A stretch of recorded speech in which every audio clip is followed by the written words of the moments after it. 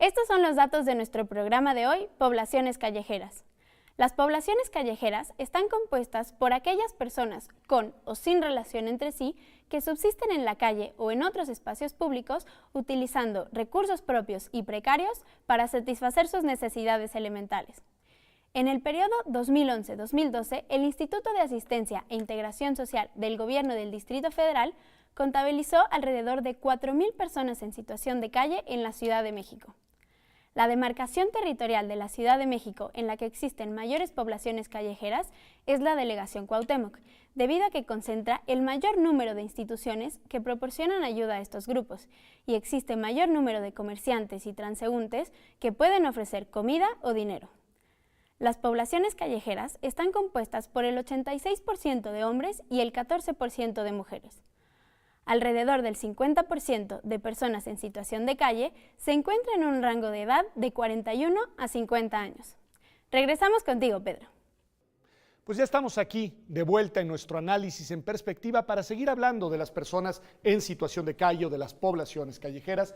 Ustedes ya nos ayudaron a ver cuáles son las principales causas por las cuales se les discrimina y también la manera en la que se les estigmatiza a estas personas a lo largo, digamos, de las ciudades y en la vida cotidiana de todos nosotros. Pero yo quería pedirles que nos ayudaran a identificar cuáles son los principales riesgos que enfrentan, asumiendo además de entrada que seguramente no son los mismos los riesgos que enfrenta una niña que una persona con un problema, digamos, de discapacidad o una persona de la tercera edad. En fin, me imagino que son muy distintos, pero ¿cuáles son los principales riesgos, Jacqueline, que debe enfrentar una persona que vive en la calle?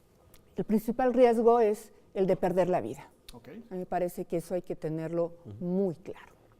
A diferencia de cualquiera de nosotros, de nosotras, ¿no? El riesgo es perder la vida. ¿Por qué? Por un tema de salud, porque no tienen los servicios médicos o muchas veces ellas mismas, en el caso de las mujeres embarazadas, por ejemplo, se dan cuenta tarde de que están embarazadas, nunca van al médico, no se atienden, ¿no? Entonces, el tema de las adicciones los pone también en situación de riesgo de vida, no tienen una buena alimentación, pueden sufrir accidentes en la calle en temporada de frío, pues te lo puedes imaginar, no tener un resguardo físico para protegerte. Entonces, el primer riesgo que ellas y ellos tienen es el de perder la vida, y la pueden perder en cualquier momento, bajo cualquier circunstancia. El otro riesgo que tienen es un riesgo de mucha violencia. Se vive un alto nivel de violencia y, por supuesto, de abuso sexual. Las mujeres, cuando tú te acercas con ellas, las jóvenes, niñas o niños, pues muchas de ellas han vivido violencia sexual, agresiones, no solamente al interior de la calle, okay. pues, sí. no solamente de los que transitan por la calle, sino también al interior de la comunidad, porque se repite la misoginia, se repite el hacer menos a las mujeres, esto que se vive en el entorno social también se repite ahí. Entonces, la violencia física y el perder la vida es una circunstancia que está ahí constantemente, pero también tienen otro riesgo, y es el riesgo de no tener oportunidades. Y ese es un riesgo gravísimo porque no va reproduciendo porque se va reproduciendo, porque no puedes ir a la escuela. Un niño o una niña que nace en la calle normalmente permanece en la calle. Normalmente permanece en la calle. Muchas veces, y además la manera de intervención que se hace para que no permanezca en la calle también muchas veces es muy violenta, porque se les quita del núcleo familiar. Es decir, por muy triste y por muy complicada que sea tu familia, quitarte de tu mamá y de tu papá para llevarte a un resguardo también es muy violento. Y entonces muchas veces se escapan, se salen organizaciones, hay muchas de la sociedad civil que te pueden repetir que estos ejercicios son también en su contra. Entonces también otra cosa que viven en contra es el riesgo de perder la familia. Ricardo, ¿algo que quieras abonar en este tema? Simplemente quizá ubicar que el riesgo al que se enfrentan las personas que viven en la calle es el riesgo, naturalmente, de vivir en el espacio público, pero es el riesgo también de la interacción con otro tipo de actores, por ejemplo, como las fuentes de agresión que son generadas por la comunidad, que muchas veces trata de expulsarlos del lugar donde viven, de agresiones por parte de la autoridad, por ejemplo, que también supone, por ejemplo, una importante cantidad de amenazas a su integridad, incluso física. Ya lo veremos ahora que analicemos un poco el tema de los derechos que son afectados cuando se vive en la calle. Y me parece que también hay los riesgos propios de la interacción como colectividad, es decir, hay una multiplicidad de riesgos asociadas a una serie de factores que me parece además afectan una multiplicidad de derechos. Ok, empecemos por ahí. A ver, ayúdenme a ver, derechos que se ven afectados. ¿Cuáles son los derechos que estas personas tienen, pero no tienen garantizados? Yo te puedo decir que tienen violados todos sus derechos, okay. ¿no? En la EDIS, que es la encuesta de discriminación que hicimos en la Ciudad de México en el 2013, el grupo más discriminado que nos salía, por supuesto eran las personas indígenas, pero cuando sumabas todas las situaciones de vulnerabilidad, es la población que está en la calle. Es decir, no hay derecho a la educación, a la salud, a la vivienda, a la seguridad, y cuando son detenidas y detenidos, ellas mismas muchas veces es vulnerado este derecho. El juzgado cívico es cierto que ha avanzado mucho en este sentido, pero todavía no es suficiente. Muchas de ellas no saben leer, no saben escribir, en fin, tienen dañados y vulnerados todos sus derechos. derechos. Ricardo, ¿algo sobre eso? Sí, me parece que el relator sobre pobreza de Naciones Unidas lo decía de una manera muy clara. ¿Qué decía? No hay un espacio en donde sea más clara la interdependencia e indivisibilidad de los derechos que en las personas que viven y sobreviven en la calle. Y aquí me parece que valdría la pena hacer una distinción respecto a, yo ubicaría 3 grandes ámbitos en donde se vulneran derechos. El primero de ellos tiene que ver con los derechos asociados a su participación política, al tema de reconocimiento de autonomía. El segundo tiene que ver con los derechos que se vulneran en el marco del acceso a la justicia. Y el tercero de ellos tendría que ver con las afectaciones sufridas en el contexto de lo que podríamos denominar como sus derechos sociales, como sus derechos asociados a la idea de seguridad humana. Si pensamos en el primero, por ejemplo, en el tema de construcción de ciudadanía y participación política, uno de los principales problemas que enfrentan estas personas es la ausencia de documentos de identidad. Claro. Sí, están fuera del reconocimiento social, digamos, a través de estos instrumentos. Este es el primer factor que les invisibiliza, los deja fuera no solamente de las estadísticas oficiales, sino del reconocimiento mismo de su personalidad jurídica. Es un derecho llave que permite acceso a otros derechos, por lo cual muchas veces la ausencia de un documento de identificación les impide tener acceso a salud, acceso a fuentes de empleo, acceso a educación, etcétera, etcétera. Entonces, la ausencia de documentos de identificación me parece que es el primer aspecto que contribuye a su invisibilización. Otro aspecto que podríamos, por ejemplo, pensar que contribuye a su invisibilización como ciudadanía, tiene que ver con algo que comentaban hace un momento con Raúl, que tiene que ver con la ausencia de metodologías adecuadas para contar y saber identificar quiénes son, dónde están, qué hacen, qué los población invisible, son digamos. Poblaciones invisibles. Y cuando son visibles no las queremos ver, nos decía Raúl con mucha razón. Exactamente. Han hablado los dos de políticas públicas, muchas veces. ¿Cómo deberían de ser, Jacqueline? ¿Y cómo son esas políticas? Pensando en el ámbito que ustedes mejor conocen, si no me equivoco, que es el Distrito Federal, la Ciudad de México. Es decir, ¿qué pasa con las políticas públicas? Bueno, primero lo que hay que tener claro es que según la encuesta del INEGI del 2010, dice que en la Ciudad de México viven alrededor de 7,000 personas en esta situación y más. 7,000. 7,000, bueno, eso dice el INEGI. Y más de 43,000. Simplemente son ese acercamiento a datos, porque, sí, porque ya hemos hablado de la manera de contarla es complicadísima. Claro, dice Ricardo, pues hay un ejercicio bien interesante en Madrid de cómo los contaban, que los contaban de noche, ¿no? Y que las personas de limpieza de la ciudad, que conocen todos los puntos de la ciudad, eran quienes ayudaron a levantar la encuesta. Es que si no tiene registro, si no tiene identificaciones, pero, pues no sabes. Y además porque el INEGI normalmente hace el levantamiento en vivienda, y si tú no tienes una vivienda, pues está complicado. Pero bueno, que quería dar estos números porque más o menos nos dan un panorama. Yo siempre he dicho, son muchos, pero no son demasiados para un gobierno donde vivimos y dormimos 8 millones de personas y transitamos 20. Hablar de 7,000 personas, la verdad es que sí nos alcanza. Es un conjunto de sujetos relativamente manejable. Relativamente manejable, ¿no? Cuando sale la recomendación de la Comisión de Derechos Humanos, Cuéntanosla porque el público no se la sabe. bueno, aquí seguramente el compañero se la sabrá mucho mejor Digo, que yo el la historia, dato porque nada le más, tocó ahí la digamos. historia. Bueno, es simplemente es un recuento que hace la comisión de 150 personas en situación de calle, es la primera recomendación, luego hace otra alrededor de 3 o 4 personas, pero lo que es interesante de esta recomendación es que mandata al gobierno de es la decir, ciudad háganse cargo. hacer un protocolo de atención, y da 6 meses, 6, 7 meses que se cumplen ahora a fines de enero.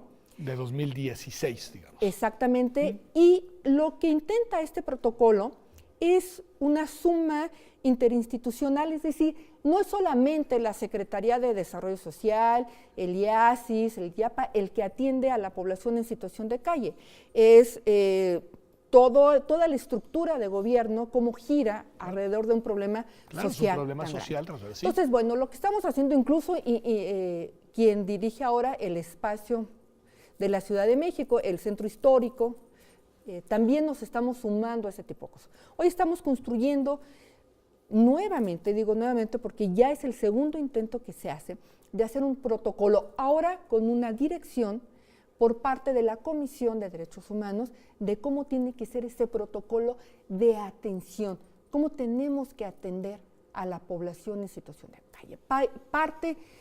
Traerá todo un diagnóstico, Okay. trae también toda una parte de cómo acercarnos a la población para conocer Esto que su decías, demanda. para preguntar es decir, qué es tú lo qué que ellos quieres, tú qué aspiran, quieren, necesitas, claro. Tú qué esperas, dar respuestas ¿no? a Y no sus necesidades y no las que nosotros y creemos no que solamente tirar línea, Claro. ¿no? Y yo creo que lo que tú necesitas es esto, ¿no? Y entonces sumarnos todos los entes de gobierno en ese sentido. Ahora, los protocolos tienen un reto, y el reto es ponerlo a andar. Sí, claro. Y cuando tú lo pones a diseñas andar, y hay que ponerlo en ¿no? Cuando tú movimiento. lo pones a andar es cuando realmente empiezas a evaluar si está funcionando o no y qué modificaciones y qué cambios tienes que hacer en ese sentido. Yo solamente cerraría con esto.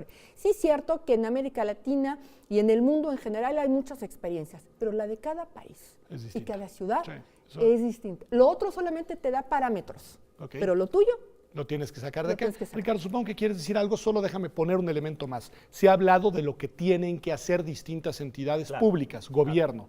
Me imagino que uno de los actores que también participan, lo sé a través de organizaciones, pero debe de corresponsabilizarse, es eso muy ambiguo, muy vago que llamamos sociedad civil. Claro. Es decir, ¿qué nos dices de esto? Sí, a ver, me parece que justo entender la complejidad de las afectaciones a los derechos de las personas que viven en la calle nos obliga entonces a pensar en qué tipo de política pública, que desde luego desde un enfoque de derechos humanos, tendría que hacerse con la participación activa de la sociedad y tratando de que la sociedad sea un actor fundamental en la construcción de esta política pública.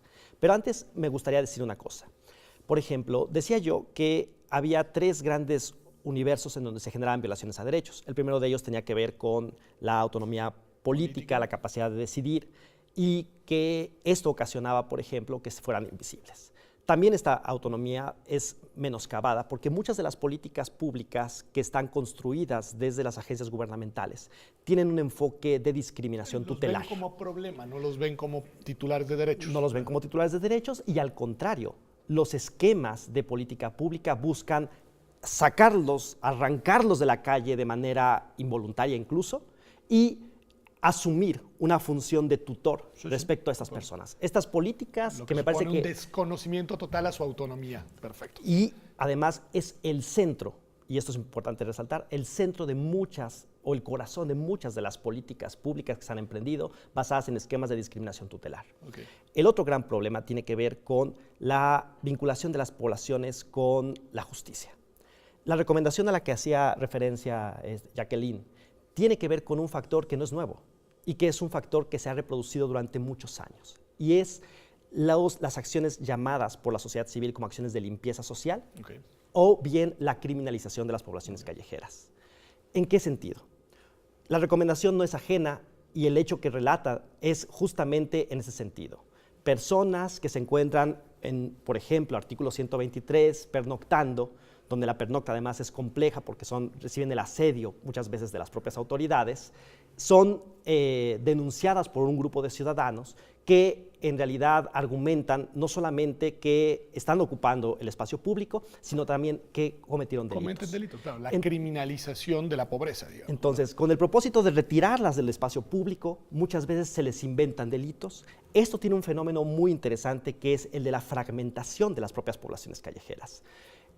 Cada acción de limpieza social emprendida por las agencias gubernamentales tienen el efecto de expulsar a las poblaciones de ese espacio y trasladarlos a puntos más peligrosos.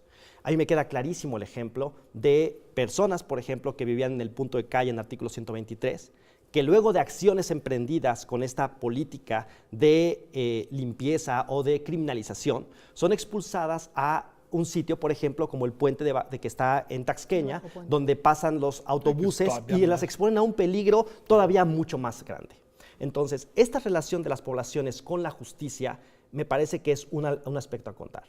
El otro gran ámbito donde se ejercen las violaciones a derechos de las poblaciones callejeras tiene que ver con los derechos como salud, vivienda, Lo que nos decía que tiene que ver, claro. empleo. Nos queda minuto y medio, no más, y necesito saber de parte de ustedes, cada uno en 30 y tantos segundos, que me diga cuál debería ser el horizonte ideal. Es decir, hablan de un protocolo que se tiene que aplicar, de la necesidad de políticas públicas, con una visión de derechos. Bueno, ¿a dónde debería llevarnos? Mira, a mí me parece que tenemos que trabajar en dos sentidos. Vale. Y mucho del trabajo es con la sociedad. O sea, tenemos que involucrar al vecino, a la vecina, ¿no?, en el tema. Porque la población en situación de calle, por mucha política pública y legislativa que puede existir, es una decisión, ya hablamos de ese tipo, ¿no? A lo mejor tu única decisión, pero que puedes volver a estar ahí. Es fundamental que la sociedad se haga corresponsable de ese tema, porque si no, solamente vamos a andar el lado de la política pública, de cómo restablecerlos, de cómo apoyarles, pero el tema social es necesario. Mientras siga habiendo vecinos y vecinas que crean que es un punto de infección, porque así lo dicen. No, yo solo escuché el concepto limpieza social, me da escalofrío. Y entonces no vamos a avanzar. Tenemos que avanzar con la sociedad y yo creo, estoy convencida que hay que hacer mucha campaña de somos corresponsables y tú, vecino, vecina, comercio, también tienes una responsabilidad. Me parece importantísimo.